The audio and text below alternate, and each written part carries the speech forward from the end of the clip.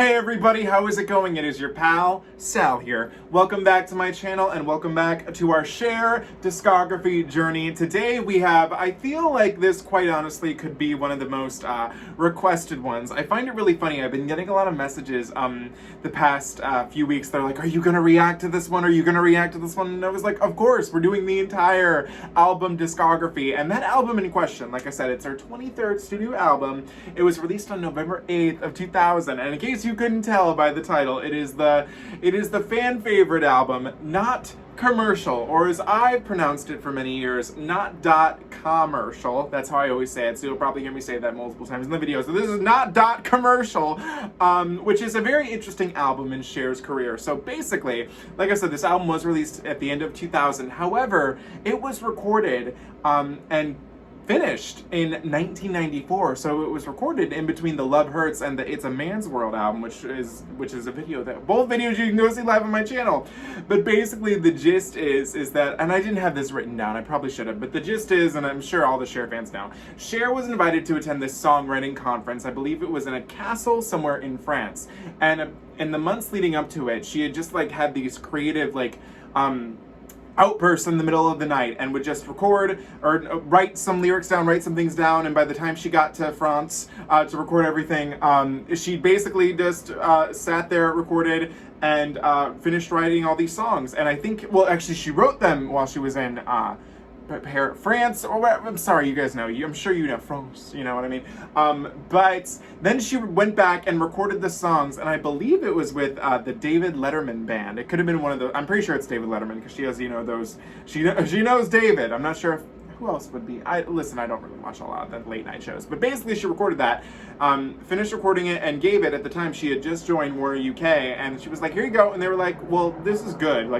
And that's very clear in a lot of the things I've read. They said it was good, they liked it, but it wasn't commercial. So she was like, oh, okay. And then after that, did It's a Man's World, did the Believe album, and then, you know, with the height of the internet, well, I guess maybe not the hype, the newness of the internet around 2000.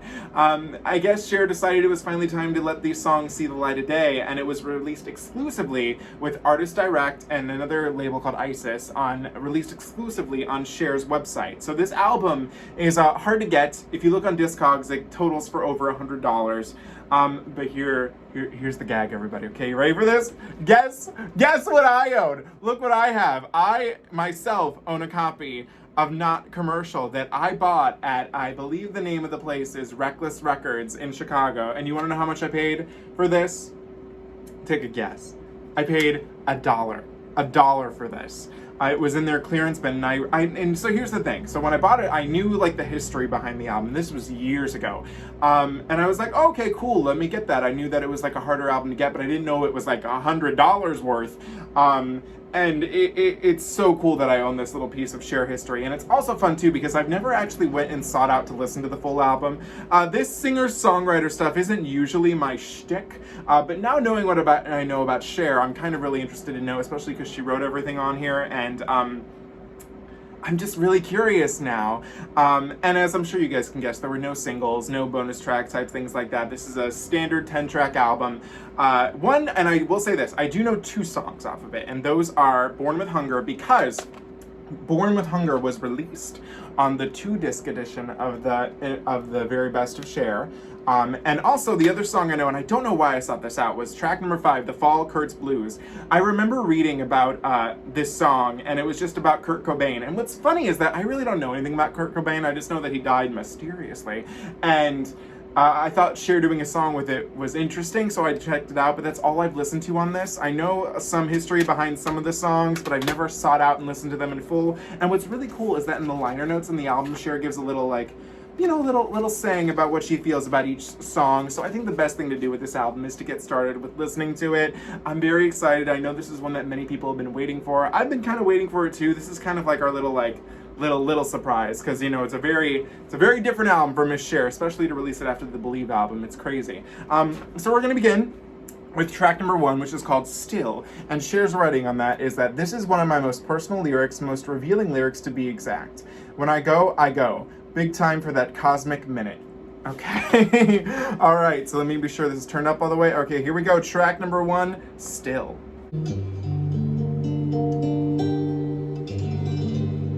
beautiful already. Ooh.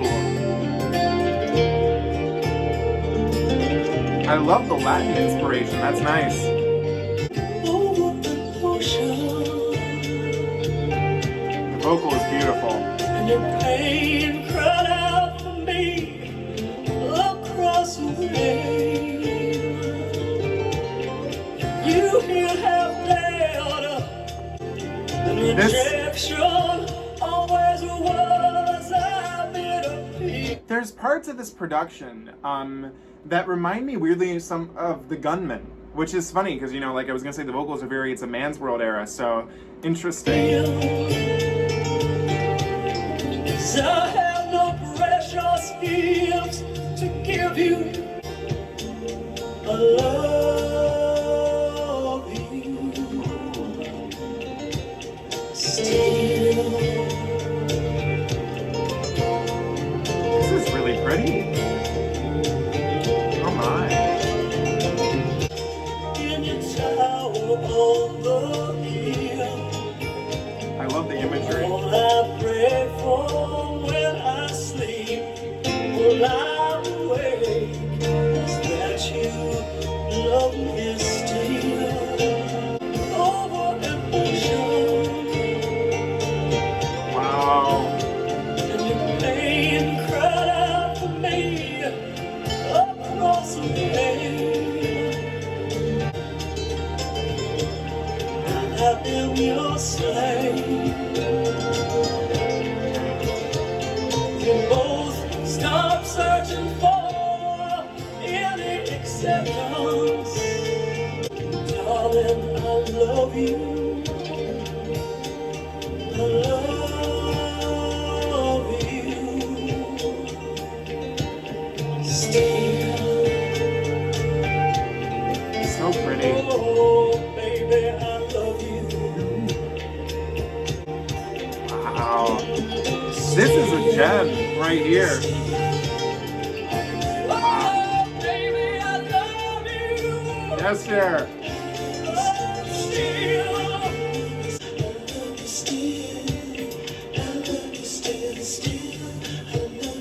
Oh, wow. Okay, that was the opening track, Still. And I have to say, I was mesmerized by that. I mean, the generalness of the lyrics is that Cher is basically talking about this person that she's gone through a lot with this guy. And throughout all of it, she still loves him. And there's just this sense of longing. I could definitely envision her writing this in the castle that I've been told, you know, this was written in. That's beautiful. The vocal is gorgeous. I love the production, and it's very clear. Like, it's funny because there's so many things in it that sound like it's a man's world. And there's other things that kind of remind me of the Believe album, especially the Latin influence, especially with Dove L'Amore, and even stuff we would get, you know, with Living Proof. Beautiful. Oh my God, that's a shame that it took this song this long for it to come out, especially because if I had been a record executive, I'd been like, you know what, obviously we're not getting a #1 hit out of this, but if you want this song, like, this could have gone on It's a Man's World. I feel if they wanted to, it could have fit in, maybe been like an exclusive bonus track or something, but I can't imagine, you know, not wanting to release this. This was gorgeous. Wow.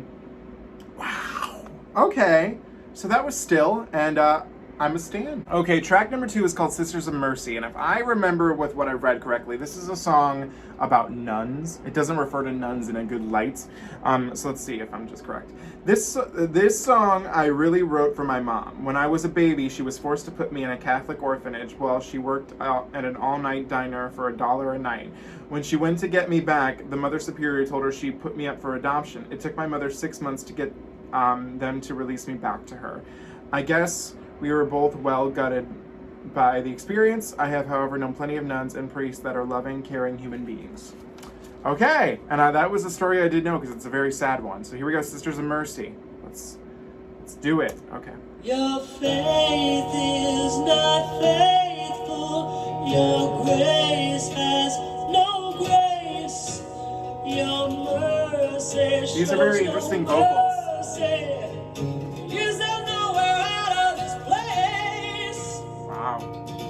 She's imprisoned by no language, fear grips her tiny face. Wow. In God's house, she's held a hostage by a cruel and heartless mob. There's some rules they think God's written, and it justifies their job. Sisters of mercy, daughters of hell. Oh my God. They always weave their web of lies and wrap you in their wicked spell. Sisters of mercy, masters of pain. Oh my. There's a baby sobbing softly in a crib that's now a cage. She's done nothing to deserve this, but it sanctifies their rage. They use God like he's a weapon, only for a chosen few. Then hide behind higher spaces. Higher spaces, I love it. Sisters of mercy, mothers of shame. I love the backing vocalist. Who is that? She's baptized in his name. Your faith is not faithful. Your grace has no grace. Your mercy shows no mercy. There's a baby who's a warrior. Sometimes tears run down Oh her my face. God. And she wonders, should she fight or simply banish from the race? Sweet stars of truth.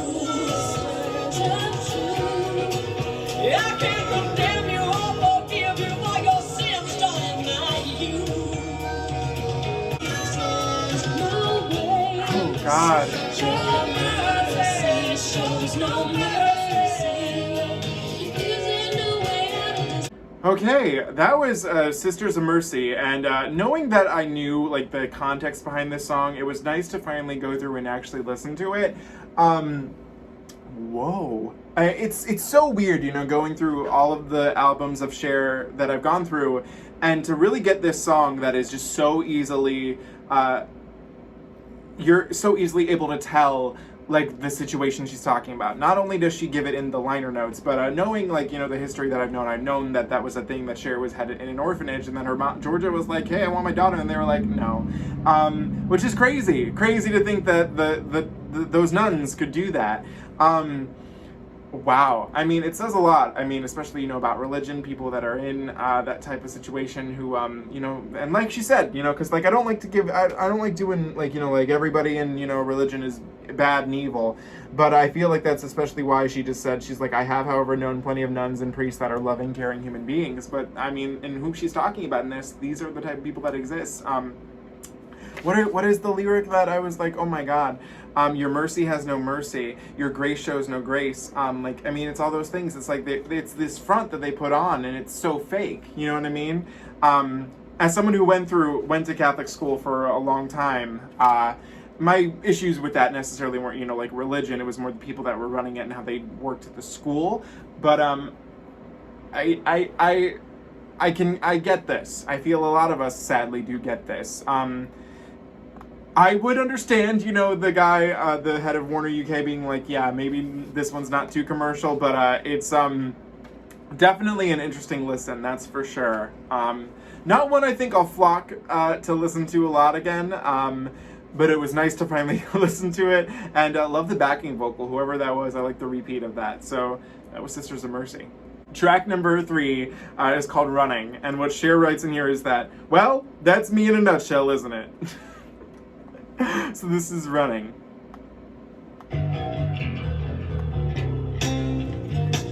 Okay, we're getting some a little more peppier, maybe. Yeah, that can catch you, that can hurt you. You never let them get a hold. So I keep running. Okay. Keep right on running. All right. This is very... I'm getting Black Rose vibes with this. That's for sure. I've always pushed it to the limits. In fact, I pushed it away past that. It's true. If you got guts and jump on in it. If nothing, don't forget your hands. Oh, baby, you make me so excited. I just can't take it anymore. I might stop playing. Feels like I'm flying. Rolling, rolling, rolling. It feels like flying. Rolling, rolling, rolling. You make me feel like dying. Sail, sail. Oh wow, sail, sail.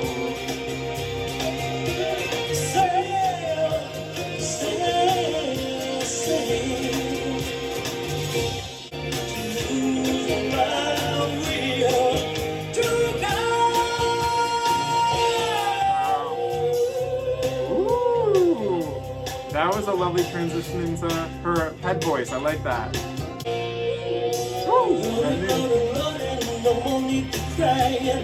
Running, running, running. Love feels just like flying. Sail, sail, sail. No more need to cry. Sail, sail, sail. Running, running. That makes me feel like flying. Sail, sail. Okay, that was Running, and at the beginning of the song, it seems to be Cher taking off. It does a good idea. It feels like a very, it feels like a sprint, this song, that's for sure. But I feel like at the beginning, it's really talking about her career. She has to keep running, running, running. She's got to keep doing all that stuff. And the one thing I was getting with the song is that it doesn't seem like, it almost seemed like she didn't want to be running. It almost seemed like she had to be running. Which I thought was interesting, the way it was painting itself. But then, you know, towards the middle of the song, it took a turn that I wasn't as into, where she was like, but I can't run away from you, but I'm scared to let you know I've never stayed in one place long enough to lose or my will to go. Where she was talking about like a significant other, and I don't know if I was exactly feeling that part lyrically as much as I was feeling the earlier parts. But maybe she's just saying that she can't be with him. I don't know. I wasn't quite sure there, but I feel like the best way to describe like a well-known Cher song as to what is the sister with this is definitely I Walk Alone. I was thinking too, because I really thought the chorus was going to be a little more peppier. It wasn't. I feel like that's perfect though for it being, you know, not commercial. But if they had wanted to, I feel like they could have remixed it and put it on Believe. I really truly do believe that. It could have been done. But this song lyrically reminds me a lot of I Walk Alone. It's got that drive to it, and they both kind of have a little country twang to it, so that's really interesting. I did like Running. I'm gonna listen to it a few more times, we'll see. Track number 4 is called Born with Hunger, and I made a mistake earlier. This song, Cher did not write. It was written by a lady named Shirley Ecard, but let's see what Cher has to say about this one in here. This is one of two this is one of two songs in this album I did not write. My friend Shirley, Ecard, wrote it for me at the same time as the album was being recorded. She is a sparkling woman and a great writer. So this is not Cher's written piece, but it's one I do know and I do like. So this is Born with Hunger. Let's do it.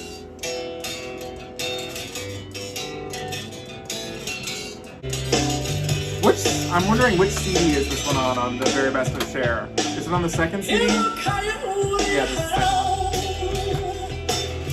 He's found his prey at last. There it is. In one moment of weakness, no mercy in his eyes. When you're born with a hunger, the hunger never dies. Midnight is on the prowl. This could have been a country single. Let's face it.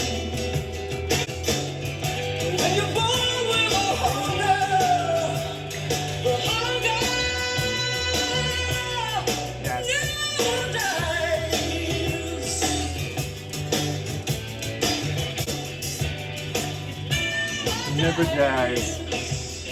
Okay, that was Born with the Hunger. And what's interesting is that if you really think about it, this song, if this album had any chance of a single, I feel that it's truly this song. I think there's a reason why it's included on the Very Best of Cher. Had they have like wanted to release this on like country or folk radio, I feel like it could have done decently well. I mean, we all know that there's that song from Take Me Home. I forget which one it is. It's the one that has the country twang to it, but that did well, I think, on the country charts or something like that. So I think this could have definitely been a song that could have done well there. What's interesting is that I feel like the hunger, we don't exactly know what the hunger is. I feel like whatever your hunger is, it's up for interpretation. For me, I was getting like the idea of, getting like, not necessarily fame, but that career that she's achieved at this stage of the game. That's what it makes me think of, at least. But one thing I found really interesting is that, like, much how I compared Runnin to I Walk Alone, the song that this was making me think of from the Closer to the Truth album, which we will tackle next week, is wait, no, I'm thinking of the right one, right? Is Dressed to Kill. Because, oh no, or is it Dressed to Kill or Lovers Forever? It's the one that's like very vampire-esque. I think that, well, to me, they're both kind of vampire-esque, if you ask me. But the one had like, was written for a vampire movie. It reminds me of that because it's like when it says, when you're born with this hunger, I was thinking like, little fangs, for a vampire. The hunger never dies. So that could be an interesting way to, do it. We could also be talking about sex. I mean, with this lyric, temptation bites your lip, one kiss ignites the fire, so begins the seduction as we succumb to desire. There's a lot of ways I feel you can interpret this, which I think is what makes it cool. But I do like Born with the Hunger, and I feel like could have been a single. Okay, track number 5, The Fall Kurtz Blues, a song I told you guys that I do know, and I want to see what Cher has to say about this one. This is my favorite song on the album. I didn't know Kurt Cobain, but one morning, about 5:30, I woke up, turned on my TV, and there was Courtney Love reading his suicide note out loud. It was surreal. I turned off the television and wrote this song for him. I hope somewhere he likes it. And I hope he does too, because I do like this song. It's very interesting.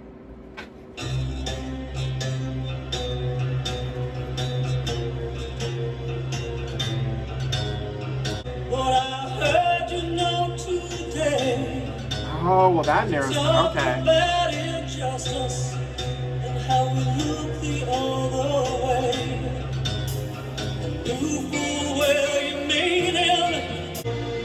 It's a crime about your past.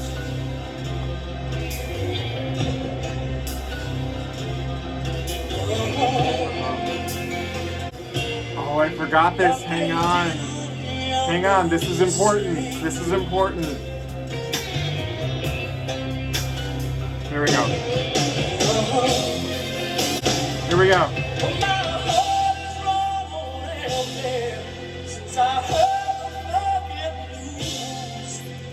This is the first time Cher, who is no stranger to the F word, but this is the first time Cher has ever used the F word and as a lyric in one of her songs. So I feel like that's very important. F word, yes.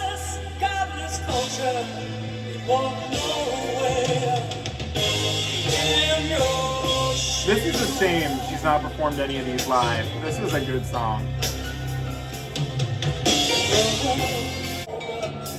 Sorry you saw no choice till death chilled you to the bone.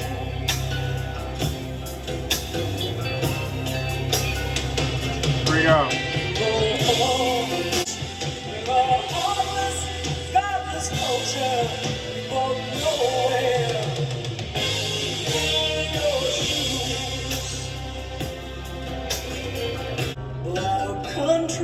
Kills its heroes.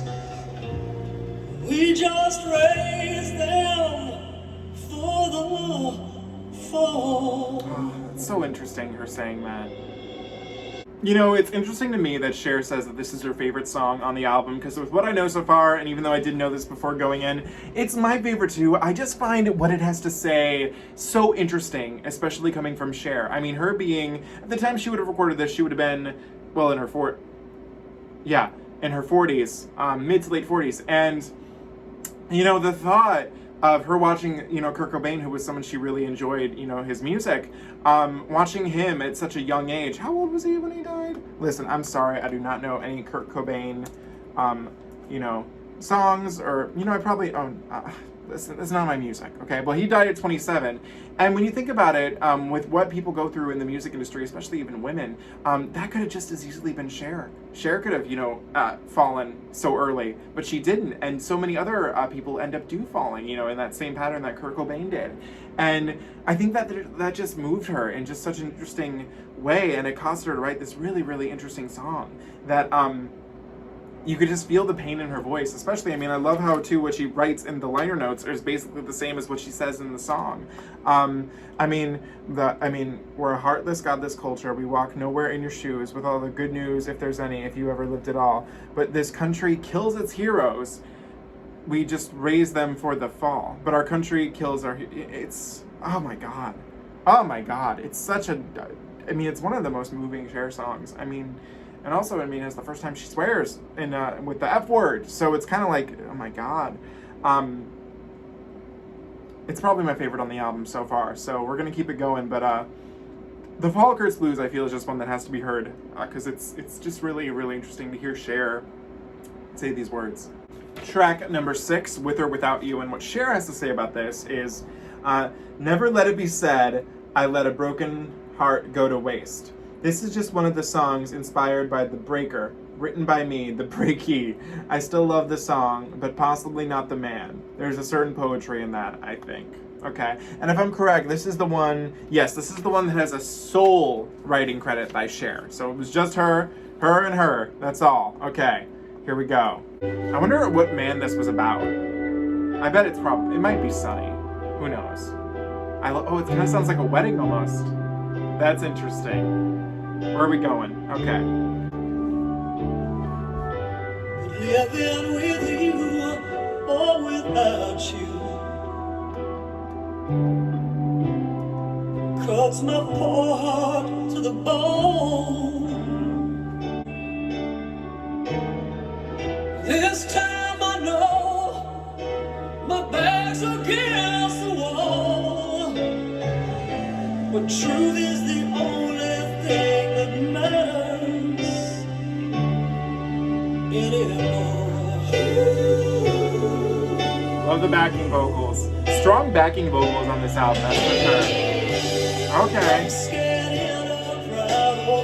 This is very Love Hurts album-esque. I love that.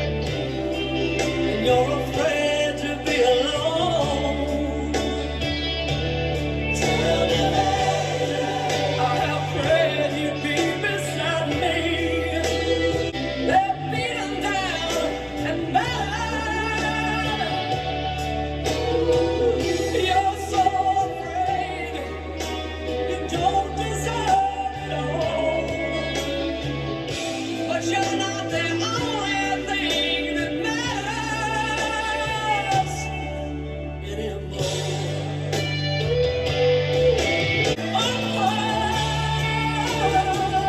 My heart gets broken every time we fall. There's only so long I can fake it.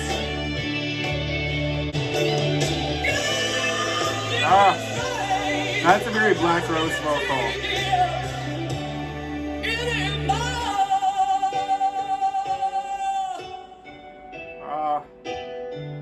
Cher! Yes! That was lovely. Oh my God, can you believe that she wrote that all by her lonesome? Oh my God, that was beautiful. I mean, the way she's talking about this situation. Lyrically, it's not necessarily, I feel, total new depth from Cher, but it's interesting to, again, hear her words, like that she wrote this. I wonder who this is about. I really do. And what's interesting, too, is that it kind of sounds a lot like Love Hurts. Like, it sounds like a lot of the songs you could hear on Love Hurts, but it has, like, these interesting parts that almost sound very Black Rose-esque. So, oh, wow! That was pretty. Damn, I liked that. I like that a lot. I like that it almost sounds like she's in like a chapel, like as if she was about to get married and then the guy left. I don't know, there's a lot of interesting ways you could take this. Gorgeous. Track number 7 is called Fit to Fly. And let's see what she has to say about Fit to Fly over in here. Okay. I started out writing this song for my grandfather, who was in the invasion of Normandy, World War II. But then I realized I was writing it for all the men and women who have served their country and then somehow been kicked to the curb. It pisses me off to see how we turn our backs on people who risk their lives so we can be safe and sit around on our asses and play war games on our Game Boy. Oh shit. Okay. Okay, let's Fit to Fly. Here we go. Whoa, and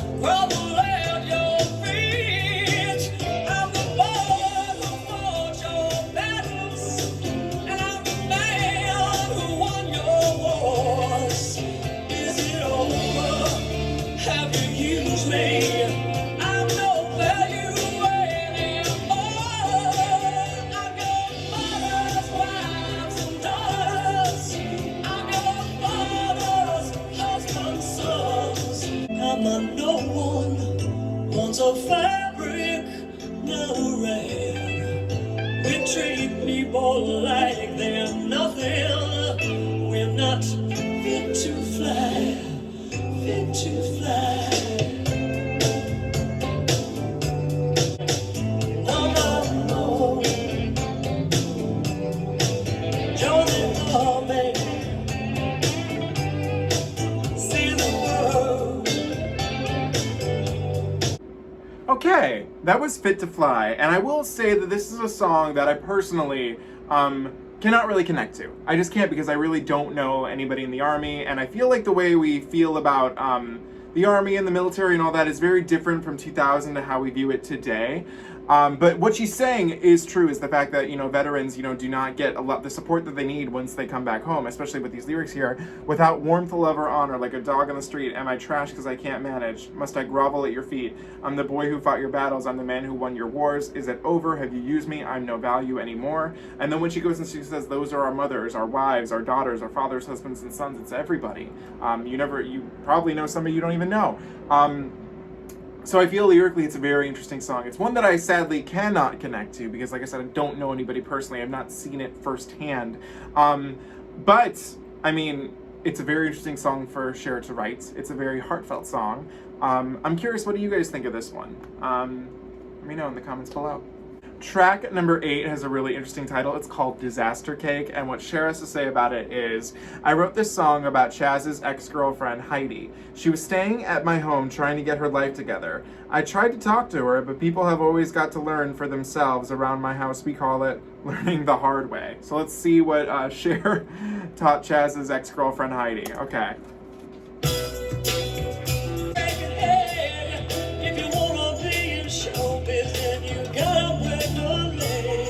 Okay. Baby, having on a journey, I had to see you make. 'Cause the only food they sell there is called Disaster Cake. Okay. You won't plan it or deserve it, but life sneaks behind your back. Read my lips, baby, crack that you hear is thunder. You don't know what you're going under. Read my lips, babe, that flash that you see is lightning. I have been up ahead, it's frightening. Yeah, you're young and you're cool, it'll break every rule. You're a fool. Okay. 'Cause your walls about to break, and the crumbs they're selling after are from Disaster Cake. Read my lips, girl, you're heading for a disaster. You run fast, you need to run faster. Read my lips, you're an accident. Yeah, you're young and you're cool, but it's full of your fool's recipes. Oh my god.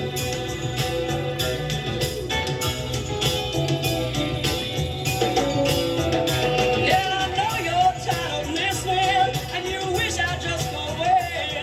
If I do, you'll be alone here, and then you'd beg my ass to stay. Okay. Babe, life's a paradox, absurd, like trying to put you in a quake. Simpler task than eating an entire Disaster Cake. Yeah, you're young and you're cool, it'll break every rule.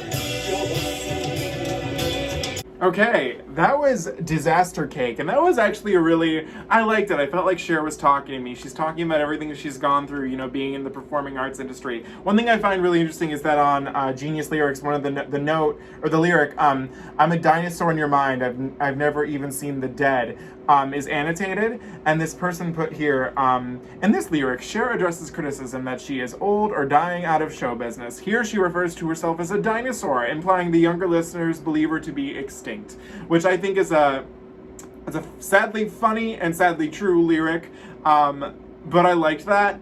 And it was interesting that I'm not sure if I'm as on board with the usage of the saying Disaster Cake. I get it, don't know if I love it. But yeah, it was interesting. I did like Cher was talking to me about the woes of being in the performing arts world. I like that. Track number 9, which is the last original new piece of this album. This is a song called Our Lady of San Francisco. And where the heck? Okay, here it is. Oh my gosh, she has a lot to say. Bear with me here.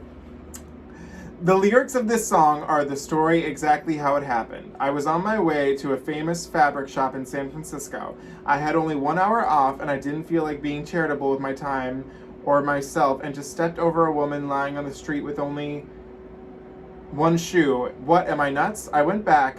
This is the story. I want to thank Bob Dole. You heard me. Bob rocks for his courage and kindness for giving me permission to put this song on the album. I mean and meant no disrespect to him. When I write, I don't edit my feelings. They just come from somewhere. I am so proud that he felt the song was worthy, even though I know he felt somewhat shell-shocked by the lyric. Again, I'm known for saying what I feel, but my mother did not raise me to be disrespectful to anyone, much less a hero. I felt the message of the song was strong enough to take the hits. Okay, wait, so she wrote this, right? I'm not crazy. Yes, she wrote this one too. Okay, so here we go. This is Our Lady of San Francisco. The final, new piece of the album. Who was lying in the streets? I walked on past her in a hurry. I didn't want her at my feet. Am I just numb or overloaded? Or have I lost all sense of worth? This lady begging for survival. You buy a twist of fate from birth. I don't believe that for a fucking minute. No system's coming to her rescue. While she lay crying, I felt helpless. Where are these cracks that she fell through? Times we live in have less value. Bob Dole's useless arm. There are no fires burning brightly. I met this lady in San Francisco. She was dying at my feet. People passed her like she was nothing less than garbage in the streets. Times we live in must have value. Can't all turn away.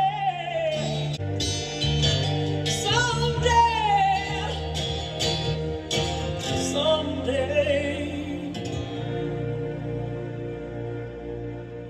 Dang. Aww.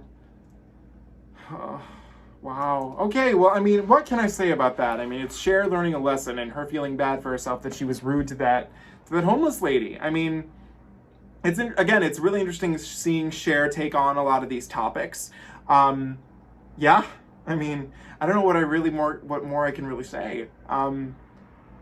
Such a pretty vocal too. I mean, you can definitely hear the pain that she felt for doing that to that lady in her voice.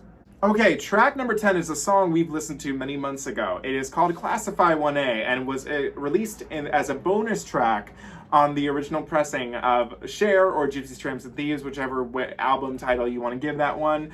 But it was only really known in the international markets. And what's interesting that Cher writes here, I always felt that this was one of Sonny's best songs. We tried to put it out in the 70s, but we're told by everyone that it was un-American. Well, son, we'll let the people decide. Babe. Aww. Okay, well, let's listen to Classified 1A for one more time. This is a song that I've not listened to many times since my initial reaction. I know now how much I love you. It's interesting going back to her 70s vocals. I knew it surely when I saw my blood. One that feels bad. Some guy is gonna knock at our front door. Such a sad song. Honey, he's gonna try and tell you in a nice way that Mrs. you're not Mrs. anymore. I love you, but God, I love you. I see you all around me. It's time now. It's time to say goodnight. I love you. Right here.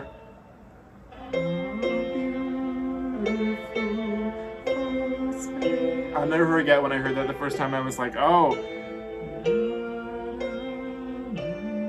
That was fun to revisit Classified 1A.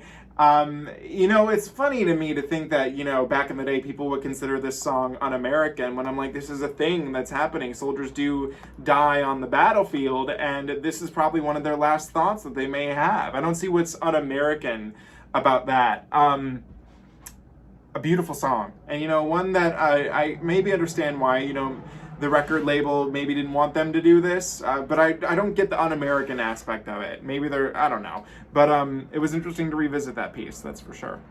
Okay, guys, we just finished listening to Cher's 23rd studio album, Not Dot Commercial, or Not Commercial, however which way you want to say it. And oh, okay, this was interesting to finally sit back and listen to. I will say that while I don't think it completely lives up, it's not like this is the weirdest stuff I've ever heard in my life.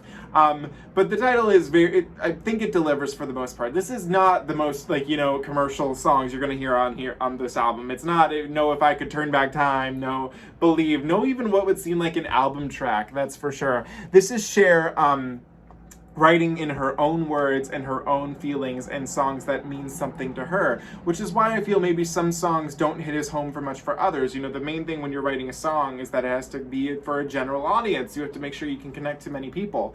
A lot of these songs aren't necessarily going to do that. I don't feel like Sisters of Mercy is one that's going to hit people a lot.